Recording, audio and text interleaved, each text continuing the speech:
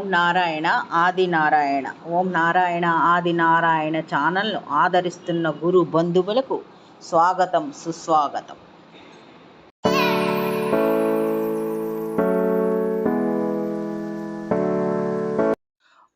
ఓం నారాయణ ఆది నారాయణ. ఓం శ్రీ భగవాన్ వెంకయ్య స్వామినే నమః. ఆశ్రిత జనరక్షకుడు, దీనజన బాంధవుడు శ్రీ భగవాన్ వెంకయ్య స్వామి వారి పాద పద్మములకు నా ప్రణామములు. సమస్త సగుణ రూప నిర్గుణ రూప గురుదేవుల పాద పద్మములకు నా నమస్సుమాంజలి. ఈనాటి దివ్యానుభవం శీర్షికలో డాక్టర్ కొల్లా వెంకటరమణయ్య గారు అనుభవములు, స్వామివారి నుంచి వీరు పొందిన అనుగ్రహము, స్వామివారి సన్నిధిలో వీరు అనుభవించిన దివ్యానుభవములు, స్వామివారి సన్నిధిని వీరు ఎలా లభించింది, ఇప్పుడు స్మరించుకుందాం.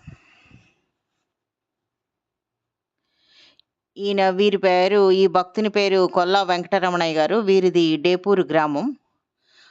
వీరికి బాల్యంలో ఆ గ్రామంలో పాఠశాల, స్కూల్ లేకపోవడం చేత వారి బంధువుల ఇంట్లో తూర్పు కంబంపాడులో ఉండి చదువుకుంటూ ఉండేవారు. అప్పుడు ఇతని వయసు 9 సంవత్సరములు అన్నమాట. 9 సంవత్సరముల వయసులోనే శ్రీ భగవాన్ వెంకయ్య స్వామి వారితో వీరికి పరిచయం ఏర్పడింది. అప్పుడు స్వామివారు ఒక చెట్టు కింద, తూర్పు కంబంపాడులో ఒక చెట్టు కింద గుండం వేసుకొని కూర్చొని ఉండేవారు. ఆ చెట్టు ఎదురుగా ఒక ఆవిడ అట్లు పోసి అమ్ముతూ ఉండేది. ఈ కొల్లా వెంకటరమణయ్య గారు ఆమె దగ్గర అణా పెట్టి 6 దోశలు కొనుక్కొని ఇంటికి తీసుకొని వెళ్ళి తింటూ ఉండేవారు. అలా దోశల కోసం వచ్చేటప్పుడు రోజు స్వామివారిని చూస్తూ ఉండేవారు. ఈయన ఎవరు, ఇక్కడ ఏం చేస్తున్నారు అని అనుకుంటూ ఉండేవారు. ఈ రమణయ్య స్వామివారిని చూసినప్పుడు స్వామివారు కూడా ఇతన్ని చూసి నవ్వుతూ ఉండేవారు. స్వామివారి ఇతన్ని చూసి ఆ రోజుల్లో ఏంటంటే, స్వామివారికి ఎవరైనా భిక్ష, అన్నం కానీ రాగి సంకటి కానీ తెచ్చి ఇస్తే తీసుకుండేవారు. లేకపోతే ఆ గుండం వేసుకుని పనిలో అదే పనిగా అలా ఉండేవారు, బాహ్య ప్రపంచం తెలియకుండా స్వామివారు. ఒకరోజు ఎవరు వీరికి భిక్ష పెట్టలేదు. భగవాన్ వెంకయ్య స్వామి వారి గారు ఎవరు భిక్ష పెట్టలేదు. ఆ విషయం ఎలాగో ఈ రమణయ్యకి తెలిసింది. వెంటనే ఇంటికి వచ్చి వాళ్ళ పిన్ని గారికి చెప్పి స్వామివారి కోసం అన్నం వండించి తీసుకొని వెళ్ళి స్వామివారికి సమర్పించుకున్నాడు అనమాట. అంటే ఆ 9 సంవత్సరాల వయసులోనే శ్రీ భగవాన్ వెంకయ్య స్వామివారి అనుగ్రహం, వారికి నైవేద్యం సమర్పణతో స్వామివారితో అనుబంధం ఏర్పడింది. స్వామివారి అనుగ్రహాన్ని పొందాడు 9 సంవత్సరాల వయసులోనే ఇతను. ఆనాడు అలా నైవేద్య సమర్పణతో ఏర్పడిన సంబంధం వారికి జీవితాంతం కొనసాగింది. రమణయ్యకు బాల్యంలో విద్య మీద పెద్దగా ఆసక్తి ఉండేది కాదు. ఎప్పుడు బడి ఎగ్గొట్టి స్కూల్కి వెళ్లకుండా స్నేహితులతో కలిసి ఆడుకుంటూ ఉండేవాడు ఇతను. బీడీలు తాగడానికి కూడా అలవాటు పడ్డాడు. ఒక రోజున శ్రీ భగవాన్ వెంకయ్య స్వామి వారు ఇతన్ని పిలిచారనమాట, ఈ రమణయ్యని. అప్పుడు ఇతని వెంకటరమణయ్య ఏం చేస్తున్నాడంటే, స్నేహితులతో కలిసి బీడీలు తాగుతూ ఉన్నాడు. అప్పుడు సరిగ్గా అదే టైంలో శ్రీ భగవాన్ వెంకయ్య స్వామి వారు ఈ రమణయ్యని పిలిచారు.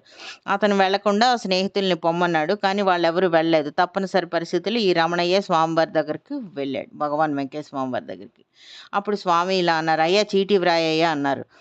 అని ఇలా రాయమన్నారనమాట. ఇతనికి అర్థం కాని 9 సంవత్సరాల కుర్రాడికి ఏమీ అర్థం కాని భాష అది. స్వామివారు ఇలా అన్నారనమాట, కోట్లు, పడిగలు, తూర్పు సముద్రం, పడమర సముద్రం అని ఏదేదో చెప్పారు. ఈ 9 సంవత్సరాల అబ్బాయికి ఏమీ అర్థం కాలేదు. అది వ్రాసిన దగ్గర నుంచి స్వామివారి మీద మాత్రం, అది స్వామివారు చెప్పిన చీటీ రాసిన తర్వాత నుంచి ఇతనికి స్వామివారి మీద అభిమానం పెరిగింది. తర్వాత ఇంకా బీడీలు తాగాలి అని అనిపించలేదు. మెల్లిగా చెడు అలవాటు అతను వదిలేసుకున్నాడు. మెల్లగా అతడిలో ఏదో మార్పు వచ్చింది. ఒకరోజు ఇలా ఉండగా ఈ రమణయ్య వాళ్ళ అమ్మ భగవాన్ వెంకయ్య స్వామి వారి దగ్గరకు ఈ కుర్రాడిని తీసుకొని వచ్చిందనమాట. స్వామివారికి ఆమె ఇలా మొరపెట్టుకుంది, అయ్యా వీడు చదువుకుంటాడని ఇక్కడ తెచ్చిపెట్టాను, వీడు స్కూల్ మానేసి ఆటలకి పోతున్నాడు, ఏం చేయాలి స్వామి అని అడిగింది. అప్పుడు స్వామి ఇలా అన్నారు, అమ్మ ఆయనకేం లేమ్మా, బాగా చదువుకుంటాడు, గాల్లో తిరుగుతాడు అని చెప్పారు. రమణయ్యకి అది అంటే గాల్లో తిరుగుతాడు అన్న మాట బాగా నచ్చిందనమాట.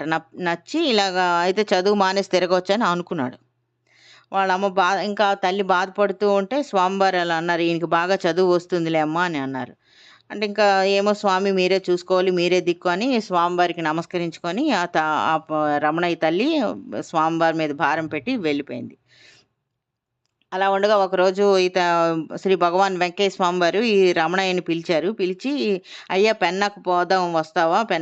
పెన్నా నదికి పోదాం వస్తావా?" అని అన్నారు. అంటే కాదనకుండా స్వామివారి వెంట బయలుదేరాడు. అంటే ఇది తూర్పు కంభంపాడు నుంచి ఈ బండారుపల్లి వెళ్ళాలి. అంటే అది 2 కిలోమీటర్ల దూరం ఉంటుంది. ఆ బండారుపల్లిలో పెన్నా నది ఉందన్నమాట. పెన్నా నది ఒడ్డు. అది ఎండాకాలం. స్వామివారికి చెప్పులు లేవు. ఈ కుర్రాడికి చెప్పులు లేవు. ఇద్దరు చెప్పులు లేవు. చకచకా నడుచుకుంటూ వెళ్తూ అంటే స్వామివారికి ఎలాగో అలా చెప్పులు లేకుండా నడుస్తారు. ఈ కుర్రాడు కూడా చెప్పులు లేకుండా నడుస్తూ ఉంటే కాళ్ళు కాలుతున్నాయి. అయినప్పటికీ అక్కడక్కడ ఆగుతూ స్వామివారి వెంట వెళ్ళాడు. అక్కడ వెళ్ళిన తర్వాత పెన్నా నది దగ్గరికి వెళ్ళిన తర్వాత స్వామి ఇలా అన్నారు, "అయ్యా మనం మంట వెయ్యాలి, ఏమైనా తీసుకొని రా" అన్నారు. దాంతో ఈ కుర్రాడు అక్కడ ఉన్న ఆకులు, ఎండిపోయిన ఆకులు, జొన్న చప్ప, చిన్న చిన్న పుల్లలు అన్నీ ఏరుకొని తీసుకొచ్చి స్వామివారికి ఇచ్చాడు. స్వామివారేమో తన దగ్గర ఉన్న అగ్గిపెట్టెతో ఆ నిప్పు పెట్టారు. అవి నీటి మీద మండాయి. స్వామివారి మంట నీటి మీద వేస్తే వెలుగుతూ ఉండేది కదా! ఇది పసి వయసులో ఈ నీళ్ళ మీద మంట ఎలా మండుతుందని అమాయకంగా చూస్తూ ఉన్నాడన్నమాట. ఆ తర్వాత ఈ రమణయ్యని మళ్ళీ చీటీ వ్రాయమని స్వామివారు చెప్పారు. దేవుడు, దేవతలు వచ్చారని ఏదేదో మాట్లాడుతూ ఉండేవారు. ఇతనికేమీ అర్థమయ్యేది కాదు. సంధ్యా సమయం అయిపోయిన తర్వాత వెళ్ళేటప్పుడు స్వామివారు ఇతని చెయ్యి పట్టుకొని నడిపించుకుంటూ గ్రామం వరకు తీసుకొచ్చాడు. అంటే ఏదో పిల్లవాడు తప్పిపోతాడని చెయ్యి పట్టుకోలేదు స్వామివారు. "నీకు నేను తోడుగా నేనుండి నడిపిస్తానని" ఆనాడు పట్టుకున్న చేతిని స్వామివారు ఏనాటికి అతని చెయ్యి విడవలేదు. స్వామివారు తన స్పర్శతో అతనికి శక్తిపాతం చేసి అతని జీవితాన్ని మార్చేశారు. ఆ రోజు నుంచి కానీ అతను అంటే స్వామివారు తన స్పర్శతో అతని శక్తిపాతం చేసి అతని జీవితాన్ని మార్చేశారు. కానీ ఆ సంగతి ఆనాడు అతనికి అర్థం కాలేదు. ఆ గ్రామంలో 5వ తరగతి వరకే ఉంది తూర్పు కంభంపాడులో. తర్వాత అక్కడి నుంచి వెళ్ళిపోయాడు అతను. స్వామివారి అనుగ్రహంతో అతనిలో చాలా మార్పులొచ్చాయి. మేధా సంపత్తి బాగా పెరిగింది. బాగా చదువుకున్నాడు. అతని ఎస్ఎస్ఎల్సీలోనే స్టేట్ ర్యాంక్ వచ్చింది అతనికి. డిగ్రీలో 3 గోల్డ్ మెడల్స్ వచ్చాయి. తర్వాత రష్యా దేశం వెళ్ళాడు. రష్యన్ భాష నేర్చుకుని దానిలో పీహెచ్‌డీ కూడా చేశారు. తర్వాత ఐక్యరాజ్య సమితిలో పనిచేసే స్థాయికి అతను ఎదిగాడు అన్నట్టు. భారతదేశం గర్వించదగ్గ గొప్ప వ్యక్తిగా భారతదేశ ప్రధాని మన్మోహన్ సింగ్ కంటే కూడా ముందు వరుసలో ఇతను ఉన్నారనమాట. భారతదేశం గర్వించదగ్గ గొప్ప వ్యక్తిగా ఇతను ఎదిగాడు. అంటే ఐక్యరాజ్య సమితిలో పనిచేసే స్థాయికి ఎదిగాడంటే అది స్వామివారి అనుగ్రహ విశేషమే కదా! ఇతను స్వామివారికి ఏ పూజ చేయలేదు. ఎన్నడూ నమస్కారం కూడా చేయలేదు. సద్గురు అనుగ్రహం పొందడం అంటే ఇలాగే ఉంటుంది. వారి చూపు పడితే చాలు ఎండు కొమ్ము కూడా చిగురుస్తుంది. అజ్ఞాని కూడా అపర మేధావి అవుతాడు అని చెప్పడంలో ఎటువంటి సందేహం లేదు. ఈ తర్వాత ఇతను జీవిత కాలంలో ఒకసారి ఏమైందంటే దక్షిణాఫ్రికాలో ఇతను పనిచేస్తూ ఉన్నప్పుడు ఉద్యోగరీత్యా ఆకాశంలో హెలికాప్టర్‌లో వెళ్తున్నారు. కింద కొన్ని జాతుల మధ్య గొడవ అవుతుందనమాట. దాంతో వీరు కిందకి దిగే అవకాశం లేదు హెలికాప్టర్ నుంచి. తప్పనిసరి పరిస్థితిలో ఆ పైలట్ ఏమో ఆకాశంలోనే బాగా పైకి తీసుకువెళ్ళాడు. పైకి వెళ్తున్న కొద్దీ ఆక్సిజన్ లెవెల్ తగ్గిపోతుంది కదా! ఇతనికి ఊపిరి ఆడట్లేదు. ఇంక చనిపోవడం తథ్యం అని అనుకున్నాడనమాట. తన దగ్గర ఉన్న శ్రీ భగవాన్ వెంకయ్య స్వామి వారి చరిత్ర పుస్తకం ఉంది. దానిపై స్వామివారి రూపాన్ని చూస్తూ ప్రార్థించాడు. "స్వామి మీరే దిక్కు, నన్ను కాపాడండి" అంటే అక్కడ పైకెళ్తుంది ఆక్సిజన్ అందట్లేదు కదా! ఇంక చచ్చిపోతారని అనుకున్నారనమాట. స్వామివారిని స్వామివారి జీవిత చరిత్ర పుస్తకం మీద అట్ట మీద ఉన్న స్వామివారి రూపాన్ని చూస్తూ ప్రార్థించాడు. కాసేపటికి పైలట్‌కి దిగొచ్చు అని సమాచారం అందింది. వాళ్ళు క్షేమంగా దిగారు. అంటే ఆకాశంలో కూడా నిస్సహాయ స్థితిలో ఉన్నప్పుడు కూడా స్వామివారి సహాయం వీరికి అందింది.